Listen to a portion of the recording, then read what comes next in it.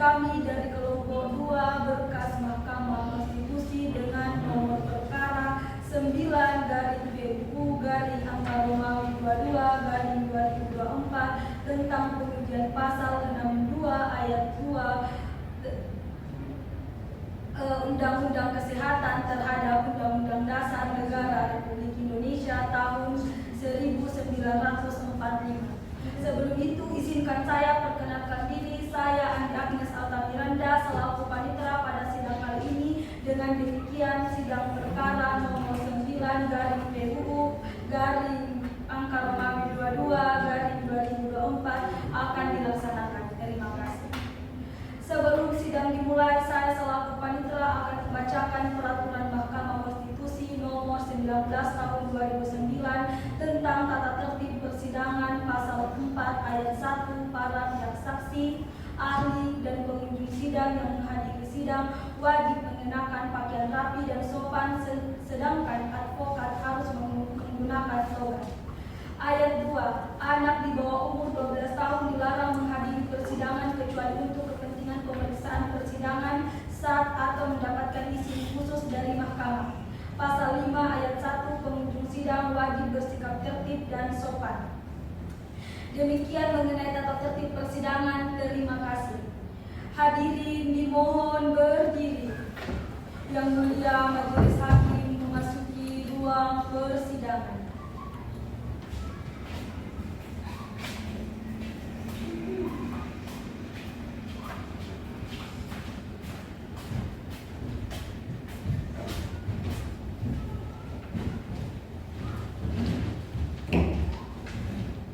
Hadirin dimohon duduk kembali.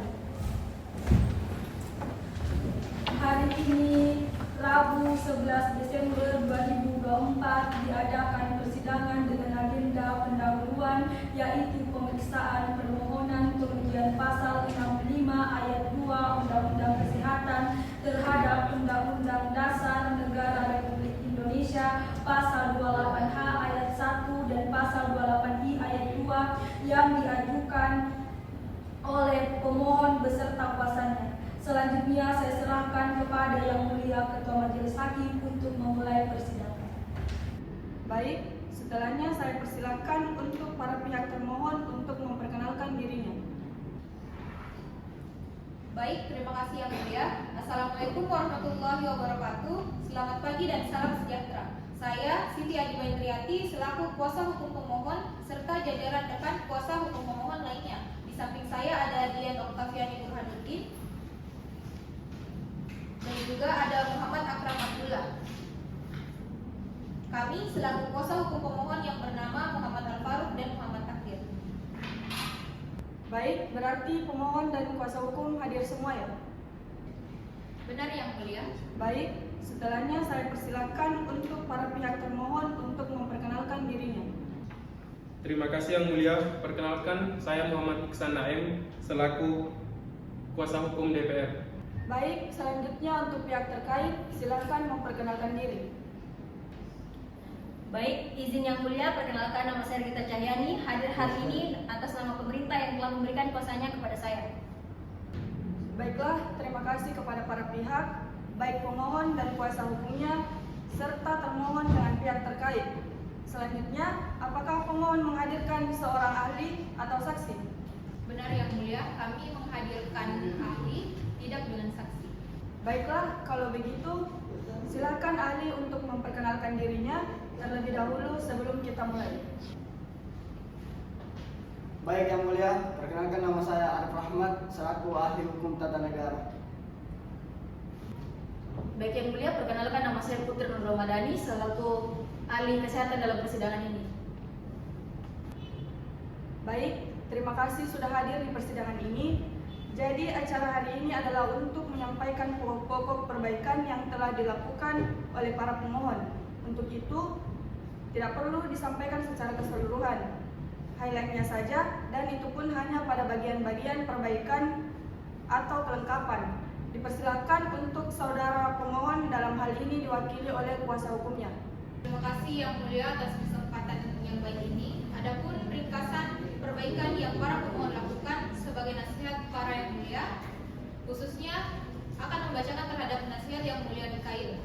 Jadi, mengenai bagian-bagian permohonan yang telah kami perbaiki, sudah kami sesuaikan sebagaimana nasihat pertama yang telah diberikan oleh Yang Mulia Majelis Hakim, di mana pada permohonan kami telah menguraikan lebih jelas terkait setiap pasal-pasal yang bertentangan secara satu persatu.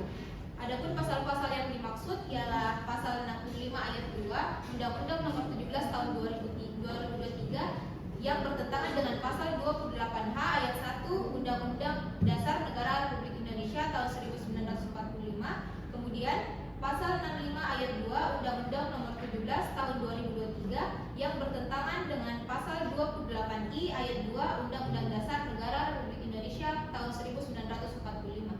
Lebih lanjut, alasan bertentangannya akan dibacakan oleh rekan di samping saya. Saya akan menguraikan terkait alasan bertentangannya pasal 65 ayat 2 Undang-Undang Nomor 17 Tahun 2023 dengan pasal 28H ayat 1 Undang-Undang NRI 1945. Terlebih dahulu, alasan pasal 65 ayat 2 Undang-Undang Kesehatan bertentangan pasal 28H ayat 1 Undang-Undang NRI adalah bahwa pemohon menganggap kurangnya kategori perhatian khusus untuk memenuhi gizi terhadap masyarakat, yaitu untuk kategori remaja laki-laki dapat berpotensi merugikan lingkungan atau kualitas hidup masyarakat. Pada pasal 28H ayat 1 menegaskan bahwa setiap orang berhak memperoleh layanan kesehatan dengan tidak mencantumkan remaja laki-laki. Hal ini dapat memicu ketimpangan dalam akses terhadap layanan kesehatan dan pemenuhan gizi yang seharusnya merata bagi semua masyarakat. Hal ini dapat dilihat sebagai pengabaian terhadap prinsip non-diskriminasi yang mengakibatkan kelompok ini menjadi kurang terperhatikan dalam hal pemenuhan gizi. Ini berpotensi melanggar hak asasi mereka karena nutrisi dan kesehatan pada masa remaja penting bagi semua individu tanpa memandang gender. Selanjutnya, untuk alasan bertentangannya pasal 65 ayat 2 Undang-Undang Nomor 17 Tahun 2023 dengan pasal 28I ayat 2 Undang-Undang NRI 1945 akan dijelaskan oleh rekan di samping saya. Baik, saya lanjutkan Yang Mulia. Untuk alasan bertentangannya pasal 65 ayat 2 Undang-Undang Kesehatan dengan pasal 28I ayat 2 Undang-Undang Negara Republik Indonesia 1945 adalah bahwa pengaturan tersebut bisa dilihat sebagai bentuk diskriminasi karena memberikan perhatian khusus hanya kepada kelompok tertentu, misalnya remaja perempuan, dan mengabaikan remaja laki-laki yang mungkin saja juga membutuhkan dukungan gizi khusus.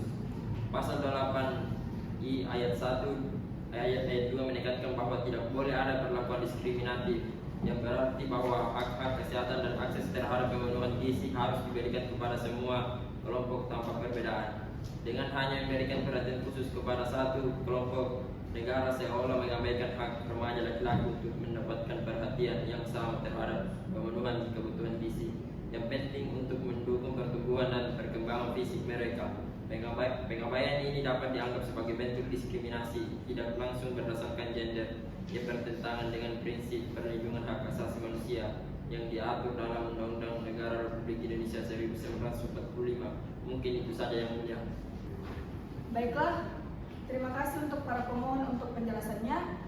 Selanjutnya saya persilakan kepada saudara ahli terlebih dahulu untuk menyampaikan pandangan dan analisis saudara mengenai substansi permohonan pengujian pasal 65 ayat 2 Undang-Undang Kesehatan ini. Baik, terima kasih atas kesempatannya.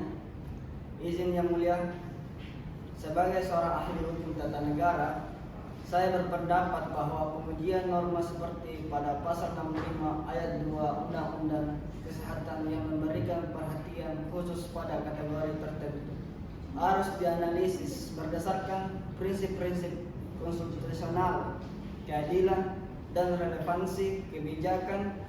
Setelah saya pahami, saya akan menguraikan analisis hukum relevan yang saya maksud. Di antaranya yaitu kesetaraan di depan hukum. Sebagaimana pada prinsip pada pasal 28H ayat 1 dan pasal 28I ayat 2 yang seharusnya menjamin persamaan hak untuk memperoleh layanan kesehatan tanpa adanya unsur diskriminasi. Hal ini bisa dianggap pembatasan yang sah asalkan tujuan yang ingin dicapai jelas dan relevan. Yang kedua, keseimbangan hak dan kewajiban, di mana hak asasi manusia tidak boleh dikurangi sedikit pun kebijakan pada pasal 65 ayat 2 mungkin dapat dianggap sebagai pengabaian hak mereka untuk mendapatkan perhatian serupa terhadap kebutuhan gizi. Selama ada alasan ilmiah dan data kesehatan yang mendukung kebijakan tersebut. Terima kasih. Baiklah, terima kasih kepada saudara ahli. Bagaimana majelis hakim? Apakah ada yang ingin ditanggapi? Ketua, saudara ahli tadi menyinggung soal pasal 28H ayat 1 dan pasal 28I ayat 2 Undang-Undang Dasar 1945 yang bertentangan dengan pasal 65 ayat 2 Undang-Undang Kesehatan sebagaimana yang diuji oleh pemohon. Bisa saudara ahli jelaskan lebih detail lagi bagaimana pandangan Anda dengan keterkaitannya antara pasal-pasal dalam Undang-Undang Dasar 1945 ini dengan pengujian terhadap pasal 65 ayat 2 Undang-Undang Kesehatan? Silakan saudara ahli. Baik, terima kasih Yang Mulia Majelis Hakim untuk pertanyaannya. Adapun analisis saya yang lebih mendalam dan detail mengenai keterkaitan antara pasal 28H dan ayat 1 dan pasal 28I ayat 2 Undang-Undang Dasar 1945 dengan pengujian terhadap pasal 65 ayat 2 Undang-Undang Kesehatan ialah yang pertama, yaitu mengenai keterkaitan pasal 28A ayat 1 Undang-Undang Dasar dengan pasal 65 ayat 2 Undang-Undang Kesehatan, di mana pasal 28H ayat 1 memberikan hak universal kepada setiap individu untuk memperoleh layanan kesehatan, termasuk memenuhi gizi yang merupakan bagian penting dari kesehatan. Kebijakan tersebut dapat dibenarkan menurut pasal 28H ayat 1. Kemudian yang kedua mengenai keterkaitan pasal 28I ayat 2 Undang-Undang Dasar dengan pasal 65 ayat 2 Undang-Undang Kesehatan. Di dalam pasal 65 ayat 2 Undang-Undang Kesehatan hanya menyebut remaja perempuan sebagai kategori perhatian khusus, sementara remaja laki-laki tidak dimasukkan secara eksplisit. Hal ini kemudian memunculkan dugaan adanya perlakuan diskriminasi berbagai jenis kelamin. Perlakuan berbeda tanpa dasar yang sah dapat dianggap diskriminasi berbagai gender. Selanjutnya, Mahkamah akan memberikan kesempatan kepada ahli kedua yang dihadirkan pemohon dan kuasanya. Dipersilakan. Baik, terima kasih atas kesempatannya Yang Mulia. Sebagai seorang ahli yang berkecimpung di bidang kesehatan terkait dengan permohonan pengujian pasal 65 ayat 2 Undang-Undang Nomor 17 Tahun 2023 tentang kesehatan yang dianggap bertentangan dengan pasal 28H ayat 1 dan pasal 28I ayat 2 Undang-Undang Dasar Negara Republik Indonesia tahun 1945. Pasal tersebut didasarkan pada fakta ilmiah bahwa remaja perempuan memiliki kebutuhan gizi yang lebih spesifik dibanding remaja laki-laki, terutama terkait dengan siklus menstruasi yang meningkatkan risiko anemia. Namun perlu dicatat bahwa remaja laki-laki juga luput dari risiko gizi tertentu. Masalah gizi pada remaja laki-laki seperti kekurangan energi kronis, gangguan pertumbuhan stunting, dan obesitas juga memerlukan perhatian. Tidak mencantumkan remaja laki-laki dengan pasal ini dapat menimbulkan bahwa kebutuhan mereka kurang diprioritaskan, meski program ini umum telah mencakup mereka secara implisit. Penyebutan implisit hanya untuk remaja perempuan dapat memengaruhi persepsi pelaksanaan kebijakan di lapangan. Mereka mungkin cenderung mengabaikan kebutuhan remaja laki-laki, terutama kondisi di mana masalah gizi pada kelompok tersebut kurang terlihat. Misalnya, obesitas dan gangguan metabolisme pada remaja laki-laki seringkali tidak terdeteksi hingga dewasa, sehingga pendekatan pencegahan dan deteksi dini menjadi kurang optimal. Cukup untuk ahli. Kami akan mempertimbangkan pandangan dan analisis ahli nantinya dalam rapat permusyawaratan hakim. Selanjutnya kita akan mendengarkan tanggapan dari pihak termohon. Dalam hal ini DPR dan pihak terkait, dalam hal ini pemerintah dalam pengajuan uji materi permohonan pasal 65 ayat 2 Undang-Undang Kesehatan. Yang pertama, dipersilakan terlebih dahulu kepada kuasa hukum DPR. Dipersilakan. Atas kesempatannya, saya hadir di sini untuk memberikan tanggapan terkait dengan permohonan pengujian pasal 65 ayat 2 Undang-Undang tentang Kesehatan yang diajukan oleh pemohon beserta kuasanya serta menghadirkan ahli pada sidang hari ini. Di dalam permohonan, saudara pemohon mengatakan bahwa pada pasal tersebut terdapat unsur diskriminasi dikarenakan memuat kategori perhatian khusus pemenuhan gizi hanya kepada remaja perempuan dan tidak untuk remaja laki-laki. Baik, selanjutnya dipersilakan memberi tanggapan dari pihak terkait, dalam hal ini pemerintah, dalam pengajuan uji materi permohonan pasal 65 ayat 2 Undang-Undang Kesehatan. Kepada kuasa hukum pemerintah, dipersilakan. Baik, terima kasih atas kesempatannya. Izin yang mulia, saya akan memberikan tanggapan terkait permohonan pengujian pasal terhadap pasal 65 ayat 2 Undang-Undang tentang Kesehatan yang menurut pemohon pasal tersebut bertentangan dengan Undang-Undang Dasar 1945. Dikarenakan terdapatnya unsur diskriminasi, saya akan menegaskan kembali seperti yang dikatakan kuasa hukum DPR bahwa ketentuan ini bertujuan memastikan kelompok yang rentan terhadap permasalahan gizi seperti remaja perempuan mendapatkan perhatian yang profesional. Adapun beberapa faktor yang mendasari perhatian khusus terhadap remaja perempuan ialah risiko anemia yang lebih rentan akibat menstruasi yang bisa menyebabkan kehilangan zat besi. Kesehatan reproduksi pada remaja perempuan sangat penting untuk mereka di masa depan termasuk calon ibu. Serta tingkatnya malnutrisi yang mana berdasarkan data kesehatan nasional menunjukkan bahwa prevalensi kekurangan gizi lebih tinggi pada remaja perempuan dibanding remaja laki-laki. Pemerintah melalui program-program kesehatan nasional tetap memberi perhatian kepada seluruh remaja termasuk remaja laki-laki.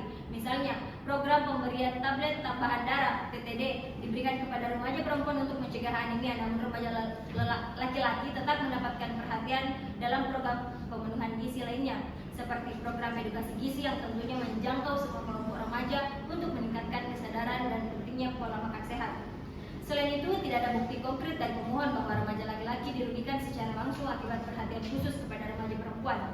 Adapun pasal ini juga tidak menutup kemungkinan bagi pemerintah untuk mengembangkan program kesehatan inklusif mencakup kebutuhan remaja laki-laki sesuai data dan kebutuhan spesifik mereka. Mungkin itu saja dari saya, yang mulia. Terima kasih, yang mulia. Saya ingin mengajukan pertanyaan kepada yang terhormat, yaitu kuasa hukum DPR, terkait dengan tanggapan yang telah disampaikan sebelumnya.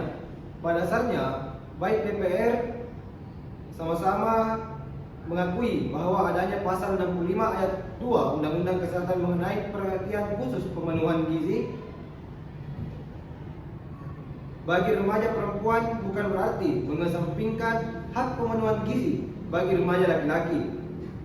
Namun, kami ingin menanyakan lebih lanjut mengenai efektivitas dari penerapan pasal 65 ayat 2 Undang-Undang Kesehatan. Nah, pertanyaan pertama saya untuk kuasa hukum DPR.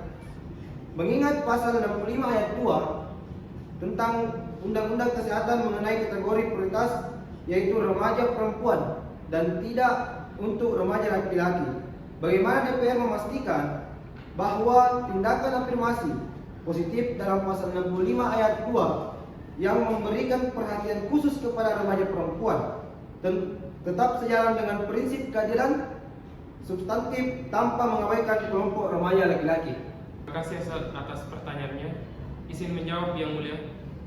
Pasal ini tidak mengecualikan kelompok remaja laki-laki dari perhatian pemerintah. Remaja laki-laki tetap mendapatkan manfaat dari program kesehatan nasional yang bersifat umum, termasuk program pemenuhan gizi secara keseluruhan.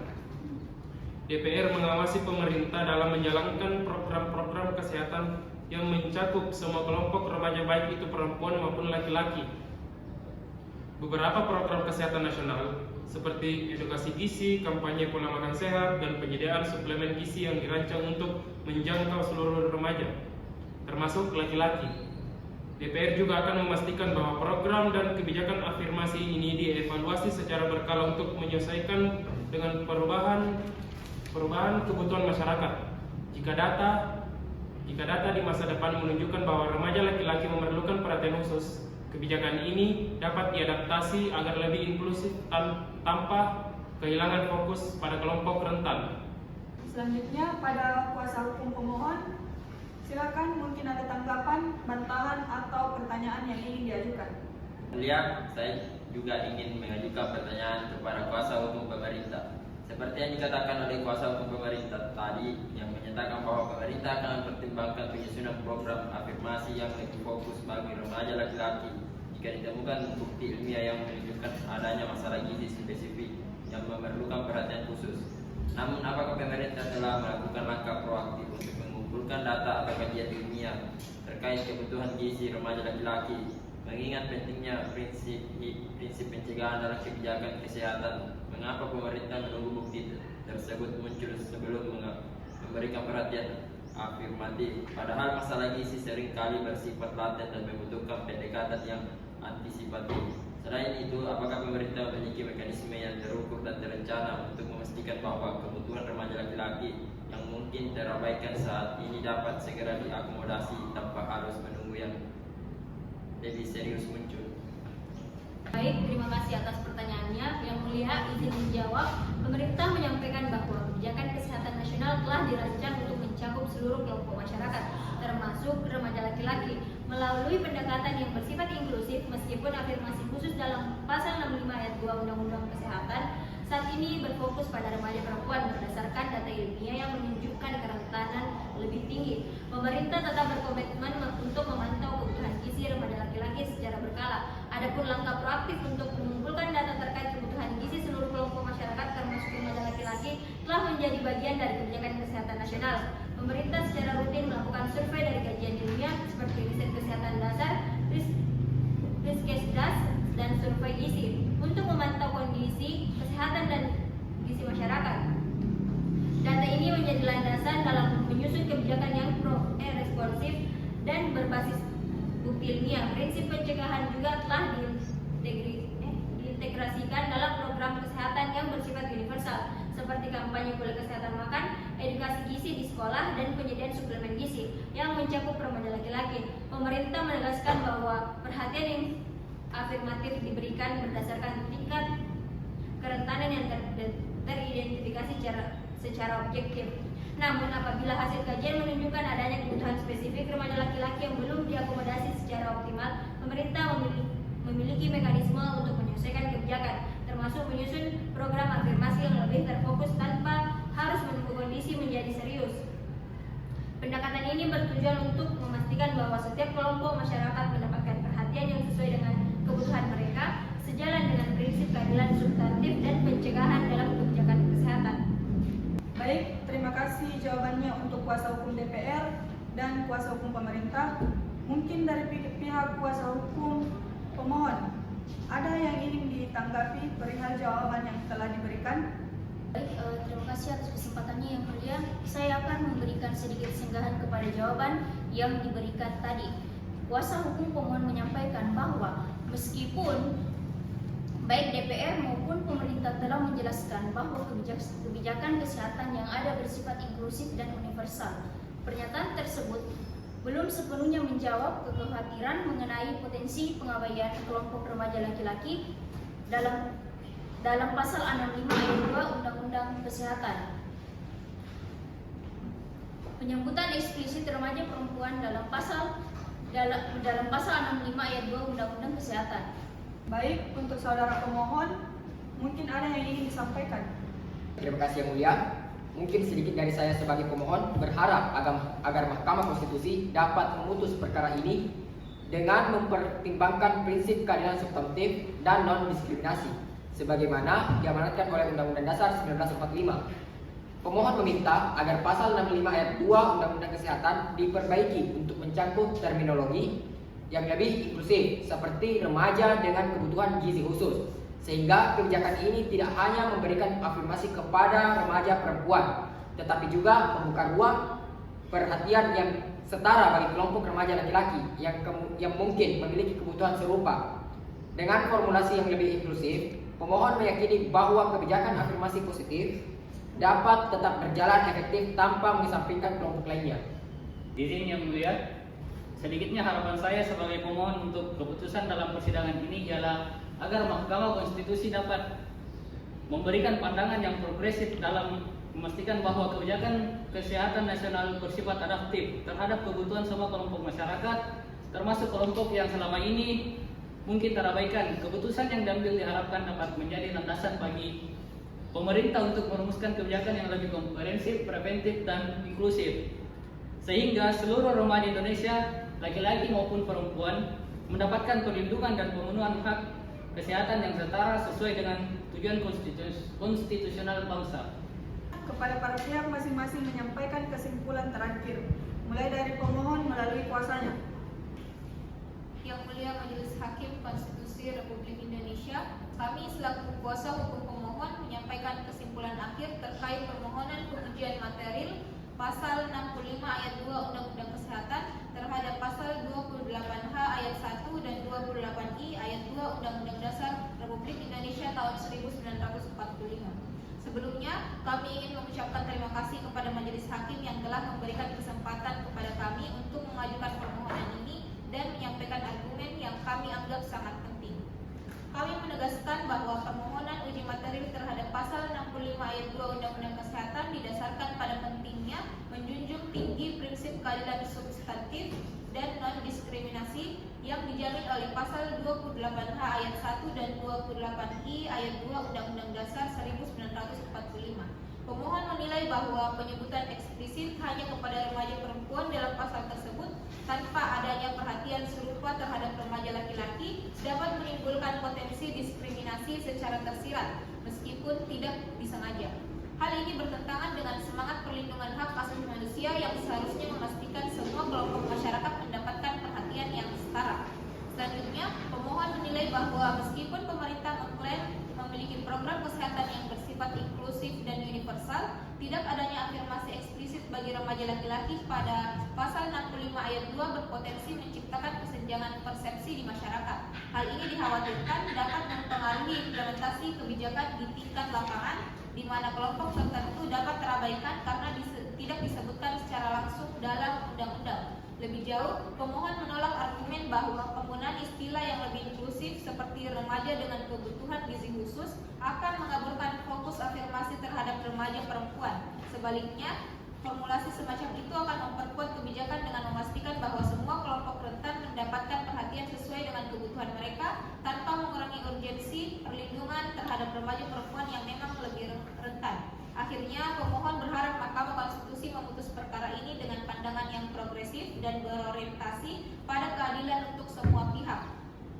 Atas dasar seluruh argumentasi yang telah kami paparkan, dengan segala hormat kami memohon kepada Yang Mulia Majelis Hakim untuk 1. Mengabulkan permohonan pengujian Pasal 65 ayat 2 Undang-Undang Nomor 17 Tahun 2023 tentang Kesehatan terhadap Undang-Undang Dasar Negara Republik Indonesia tahun 1945. 2.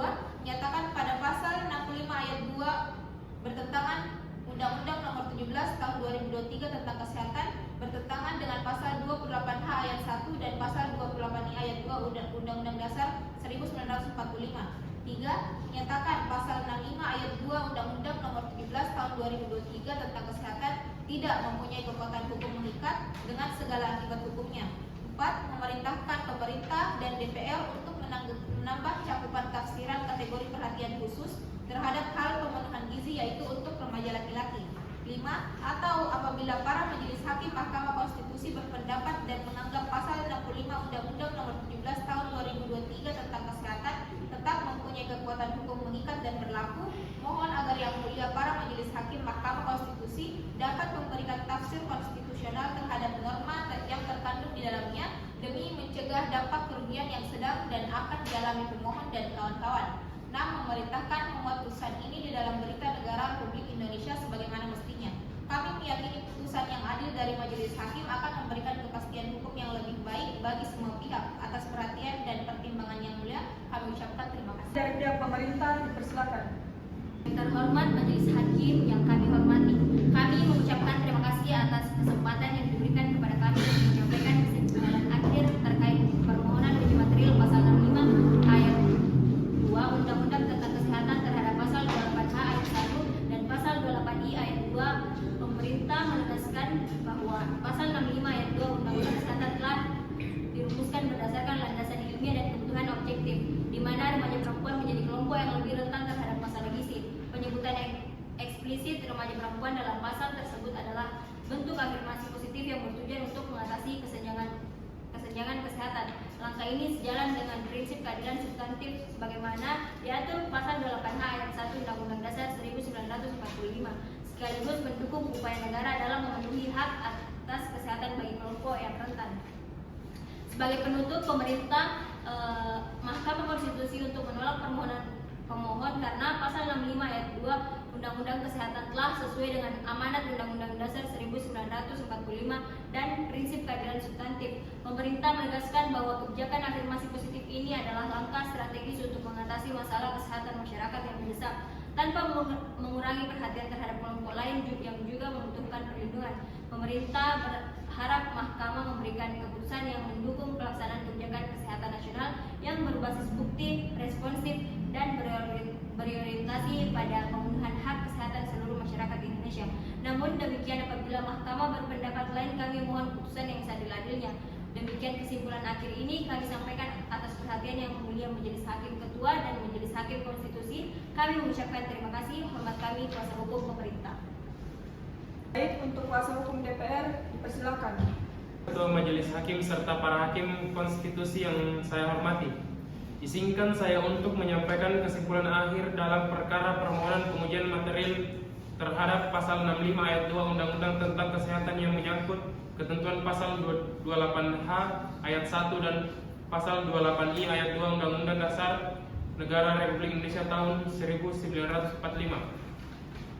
Sebagai penutup, DPR meminta Mahkamah Konstitusi untuk menolak permohonan pemohon dan menyatakan bahwa pasal 65 ayat 2 Undang-Undang Kesehatan tidak bertentangan dengan Undang-Undang Dasar 1945. DPR meyakini bahwa pasal ini telah dirumuskan sesuai dengan prinsip keadilan substantif dan mendukung pelaksanaan hak atas kesehatan yang terarah dan efektif. Dengan kedemikian, DPR berharap Mahkamah memberikan putusan yang mendukung kelanjutan kebijakan afirmasi positif untuk remaja perempuan sebagai bagian dari upaya negara dalam mengatasi kesenjangan kesehatan masyarakat. Kami percaya bahwa keberlakuan pasal tersebut tidak bertentangan dengan konstitusi, melainkan sejalan dengan prinsip-prinsip negara hukum yang mengedepankan ketertiban, keadilan, dan perlindungan hak asasi manusia. Dengan demikian, kesimpulan akhir ini kami sampaikan atas perhatian yang mulia Ketua dan Majelis Hakim Konstitusi. Kami mengucapkan terima kasih. Terima kasih sudah menyampaikan kesimpulan terakhir untuk para pemohon yang diwakili kuasanya, pihak termohon dalam hal ini DPR, dan pihak terkait dalam hal ini pemerintah. Untuk semua argumen yang telah dipaparkan tadi tentunya akan menjadi pertimbangan kami para hakim di rapat permusyawaratan hakim nantinya. Setelah hakim melaksanakan RPH, saudara-saudara akan disampaikan terkait jadwal sidang pembacaan putusan. Baik karena sudah cukup, sidang perkara nomor 9 garing PUU garing angka Romawi 22 garing 2024 ditutup.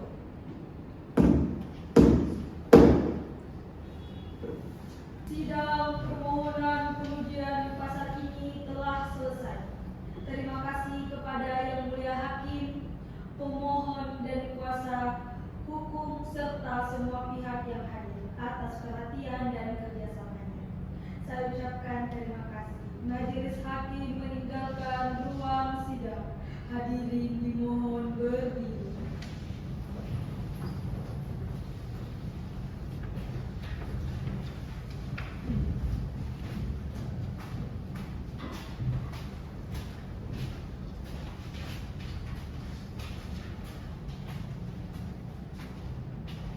Hadirin dipersilakan duduk kembali. Hadirin yang kami hormati, demikianlah persidangan untuk perkara nomor 9 garing PUU garing angka Romawi 22 garing 2024 telah selesai. Selamat siang dan semoga keputusan yang diambil nantinya membawa keadilan bagi semua pihak.